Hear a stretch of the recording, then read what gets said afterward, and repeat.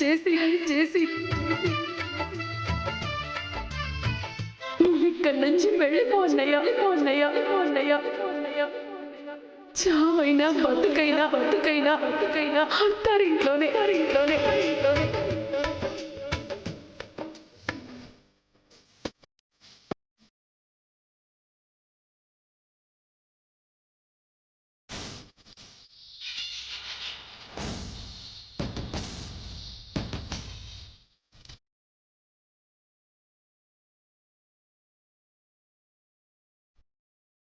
అన్నయ్య, మంచినీళ్ళు తీసుకురానా? బావ భోజనం కూడా చేయకుండా వెళ్ళాడు. ఒకేసారి భోజనం కూడా తీసుకొచ్చే వడ్డించేస్తాను. నాకేం వద్దు.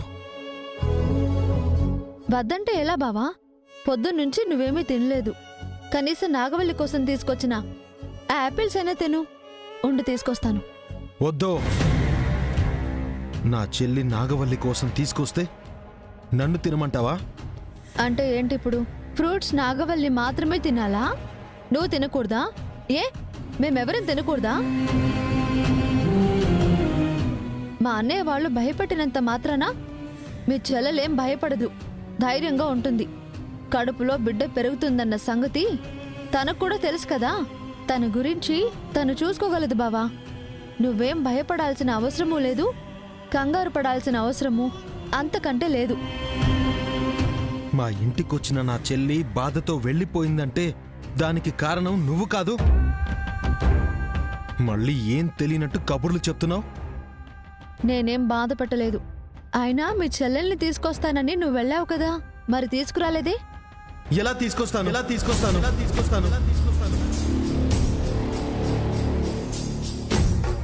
తనేమైనా చంటి పిల్ల ఎత్తుకుని తీసుకురావడానికి? కడుపుతో ఉన్న పిల్ల పుట్టింట్లో అయినా ప్రశాంతంగా ఉంటుందని నేను తీసుకొస్తే నువ్వు ఒక్కరోజు కూడా ఉండనివ్వకుండా పంపించేశావు. నేను పంపించలేదని ఎన్నిసార్లు చెప్పాలి బావా? మరి ఎలా వెళ్ళింది? మెట్టింట్లో గొడవ పడి అలా వచ్చేయకూడదు, కష్టమైనా సుఖమైనా అక్కడే భరించాలి, వెళ్ళిపో అని అన్నాను, అంతే. అలా అంటే వెళ్ళిపోమన్నట్టు కదా? కాదు బావా, సావిత్రి అత్తయ్య ఉన్నా ఇదే మాట చెప్పేది అని నేను చెప్పాను. ఆ మాట అర్థం చేసుకోవాలి కానీ అపార్థం చేసుకుని వెళ్ళిపోవడమేనా? అయినా నువ్వు వెళ్ళి పిలిచావు కదా, తోడుబుట్టిన అన్నయ్య వచ్చాడని మళ్ళీ రావచ్చు కదా. వస్తుంది. అటు ఇటు తిరగడమే పని అనుకుంటున్నావా? ఊరుకో అన్నయ్య. తనకి ఎలా చెప్పాలమ్మా? కడుపు మాడుతుంటే పళ్ళు తినమంటుంది, తనని తినమను. నేనేమైనా కడుపుతో ఉన్నానా ఆ పళ్ళన్నీ తినడానికి? కొట్టానంటే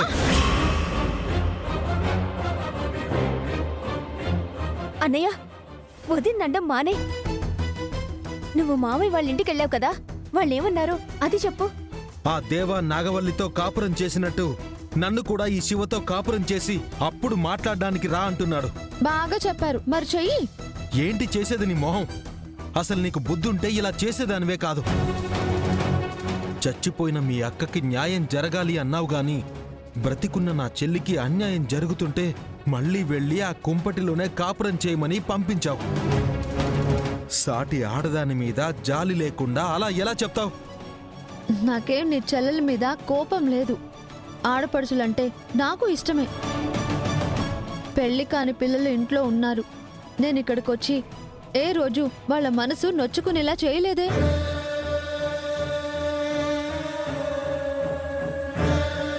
అత్తారింట్లో ధైర్యంగా ఉన్న నాగవల్లికి ఇంకాస్త ధైర్యంగా ఉండమని చెప్పాను, అంతే. చెప్పావు గాని మంచి మాటలతో చెప్పుంటే అన్నయ్య నేనక్కడికే వెళ్తాననేసి సంతోషంగా అడిగేది. కానీ ఏడుస్తూ మళ్ళీ ఇక్కడికి రాను అని చెప్పింది. మనుషుల్ని కూడా దోషుల్లాగా చూసే పోలీస్ ఆఫీసర్ లాగా నువ్వు ఈ ఇంట్లో కూడా నడుచుకోవద్దు. ఇప్పుడు నన్ను అనడం కాదు, ఆవేశంలో నువ్వు అంటావు. ఆ విషయం పంచాయతీ దాకా వస్తుంది. ఇంకా ఆపుతారా?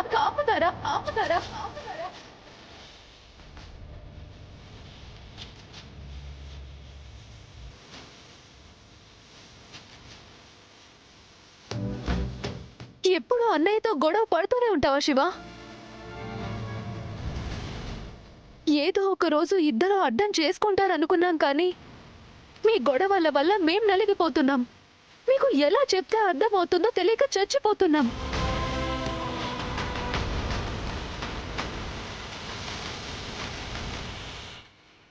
నాగవల్లి ఇక రాదు, అక్కడే ఉంటుంది. అవును, దానికి పెళ్ళైపోయింది. ఇప్పుడు కడుపుతో ఉంది. ఈ ఏడాదో వచ్చే ఏడాదో నాకు పెళ్ళైపోతుంది. అప్పుడు నన్ను చేసుకున్నవాడు ఒక మాట అంటాడు, లేదంటే మావయ్యో అత్తయ్యో తిడతారు లేదా కొడతారు, ఇంకొకటేదో చేస్తారు. అలా అనేసి మమ్మల్ని అక్కడి నుంచి తీసుకొచ్చేస్తావా? అక్కడితో అన్ని తెగదింపులు చేసుకుంటావా? బంధాలు బంధుత్వాలు ఏమీ అక్కర్లేదనేసి వాళ్ళ ముఖం మీద చెప్పేసి ఆడపిల్లని పుట్టింటికి తీసుకొచ్చేస్తే ఇక మాకు పెళ్లి చేయడం ఎందుకన్నయ్యా? మేము ఇలాగే ఉండిపోతాం కదా.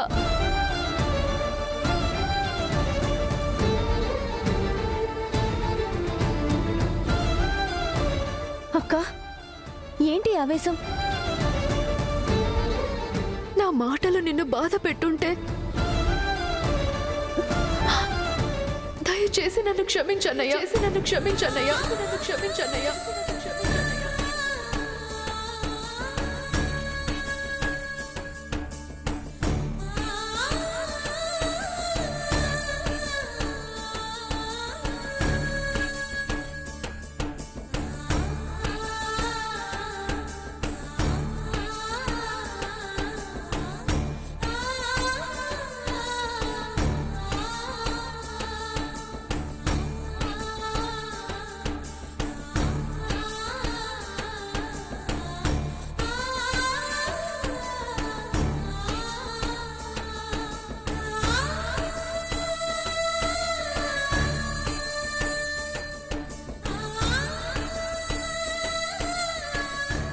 లేదమ్మా, నేనే ఆవేశపడ్డాను. నువ్వన్నట్టు ఎక్కడుండాల్సిన వాళ్ళు అక్కడే ఉండడం మంచిది. అమ్మలాంటి తిరుపతత్త అక్కడుండగా భయం ఎందుకు? నాగవల్లికి ఏం కాదమ్మా, ఏం కాదు. తను బాగుంటుంది.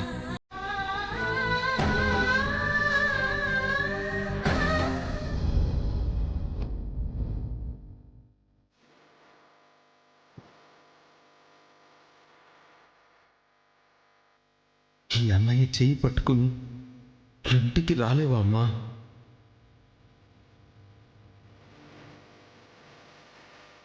పోరా బయటికి, పోరా బయటికి, పోరా బయటికి.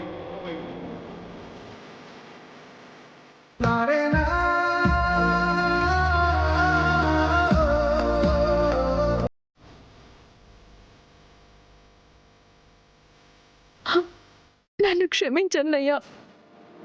నీ ప్రేమ అనురాగం, నీ మాట అపురూపం. నువ్వు ప్రాణంగా చూసుకునే చెల్లెళ్ళలో నేను ఒకదాన్ని. కానీ ఇంటికొచ్చిన నిన్ను పెళ్లి పొమ్మన్నాను. నీ కన్నీళ్లు చూడలేకపోయానన్నయ్య. అందుకే తప్పని పరిస్థితుల్లో నిన్ను వెళ్ళిపోమని చెప్పాల్సి వచ్చింది. తప్పుగా అనుకోవద్దన్నయ్యా.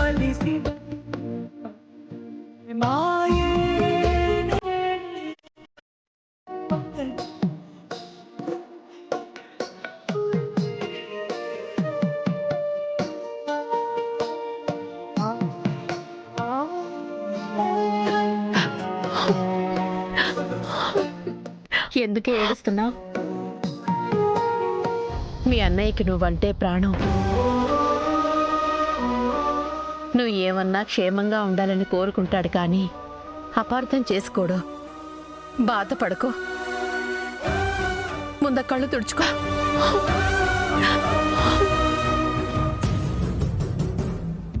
నీ సేరెందుకు పాడు చేసుకుంటావు తిరుపతి? 2 కన్నీటి బొట్లు అయితే లటుక్కుని తుడిసేదానివి. కానీ తెల్లారేదాకా ఏడ్చేలా ఉంది నీ కోళ్ళలో. ఓదార్పు కార్యక్రమం జరుపుతూనే ఉంటావా ఏంది? కడుపుతో ఉన్న పిల్ల ఏడుస్తుంటే మీకు ఆనందంగా ఉంటుందేమో, నేను చూడలేను. పాపం, తన కోసం గంగొచ్చి వెళ్ళిపోయినందుకు తను ఎంత బాధపడుతుంది. వెళ్ళిపోయాడు అంటున్నారు. వెళ్ళిపోయాడు అంతే కదా. వాడేమన్నా చచ్చిపోయాడా? నోర్మయ్.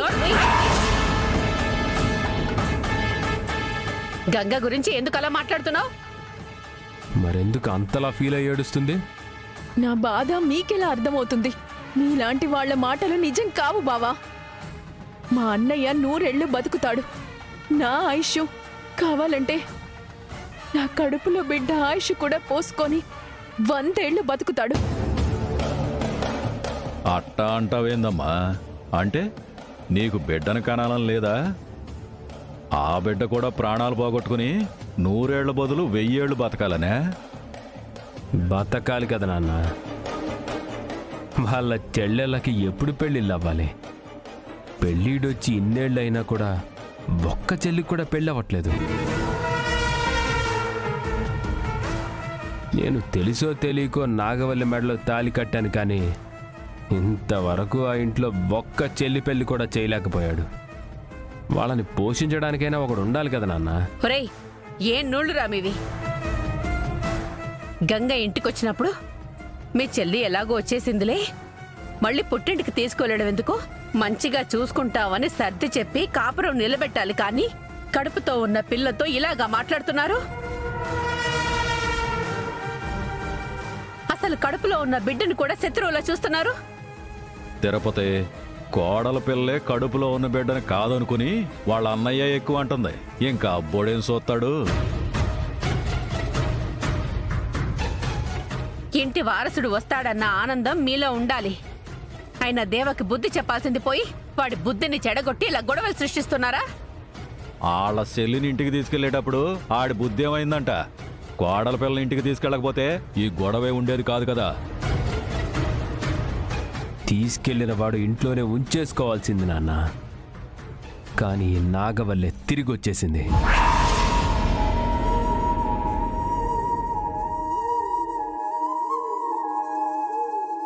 వీళ్ళు మారరు నాగవల్లి, నువ్వు బాధపడకో. సంతోషంగా ఉండి వీళ్ళు కుళ్ళుకునేలా చేయాలి. పద, భోంచెద్దు గాని. నాకు ఆకలిగా లేదత్తయ్యా.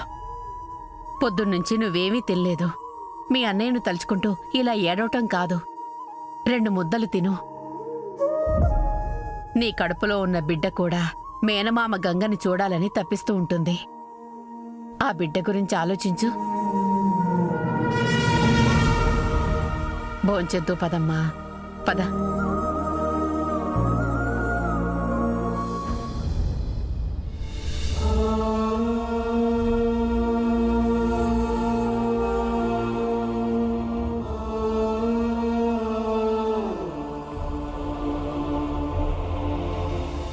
ఇదేంటి వదినా ఇక్కడ పడుకున్నావు? గదిలోకి వెళ్ళి పడుకోవచ్చు కదా.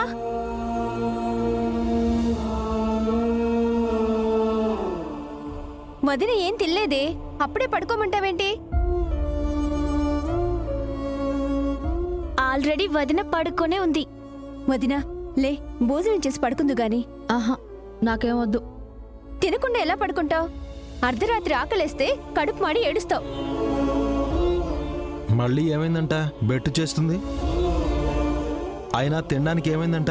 నువ్వు ఆగన్నయ్యా. శివ, లే, 2 ముద్దలు తినేసి పడుకుందు గాని. నిన్నెవ్వరూ డిస్టర్బ్ చేయరు. లే.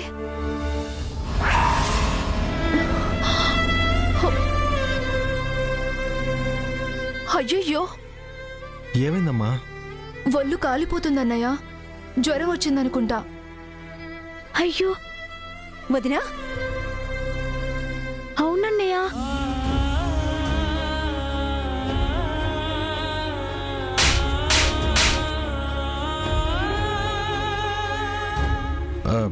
సాయంత్రం వరకు బానే ఉంది కదా, సడన్ గా ఏమైంది? పాపం, నువ్వు కొట్టిన దెబ్బకి జ్వరం వచ్చేసినట్టుందన్నయ్యా. మరి అలా మాట్లాడితే ఎవరికైనా కోపం రాదా?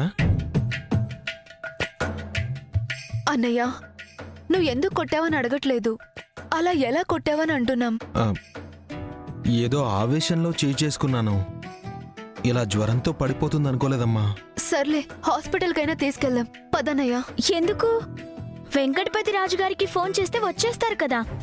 వద్దు, ఈ వేళప్పుడు ఆయన్ని ఇంటికి రమ్మనడం బాగోదు. ఆయన డాక్టర్ అక్క. వేళ పాళ్ళ ముహూర్తాలు చూసుకోకూడదు. అవసరమైనప్పుడు పిలవాల్సిందే. వెంకటాపురం నుండి ఈ టైంలో రావడం అంటే కష్టం కదా. అవును, శ్రీవల్లి చెప్పింది నిజమేనమ్మా. అవును, మన దగ్గర జ్వరం మాత్రలు ఉన్నాయి కదా, అవి తీసుకుని రండి. అలాగే అన్నయ్య. కానీ అన్నం తిన్న తర్వాత వేసుకోవాలి కదా. ఆకలిగా లేదు, నేను తినను అంటుంది కదక్కా. సుస్థిగా ఉంటే ఎలా తింటుంది? నేను జావ చేసి తీసుకొస్తాను, నువ్వు మందులు తీసుకురమ్మా. అలాగే అన్నయ్య.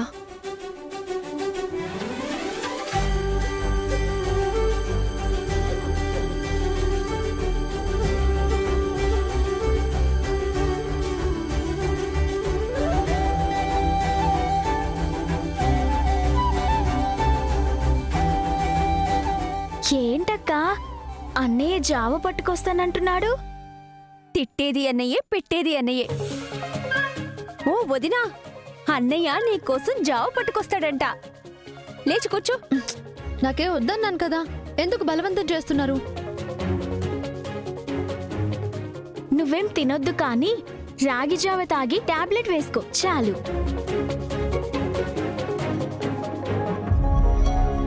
అన్నయ్య శ్రీవల్లి అక్క కలిసి నీకు ట్రీట్మెంట్ చేసే పనిలో ఉన్నారు. టీచర్ డాక్టర్ అయిందా? అలాగే అనుకో.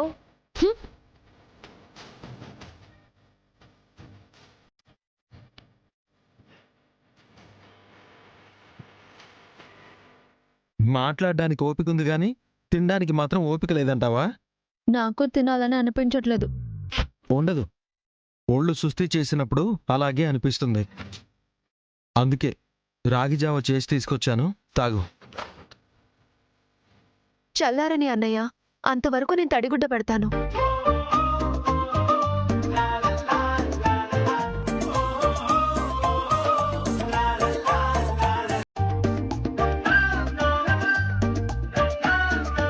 అమ్మా.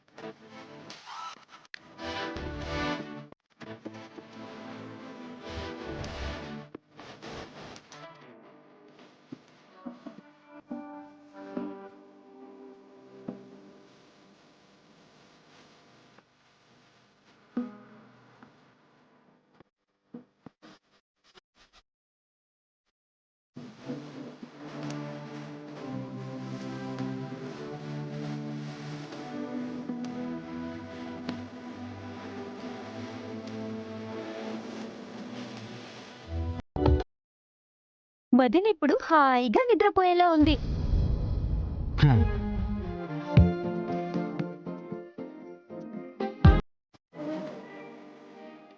కుముదా, పదండి వెళ్దాం.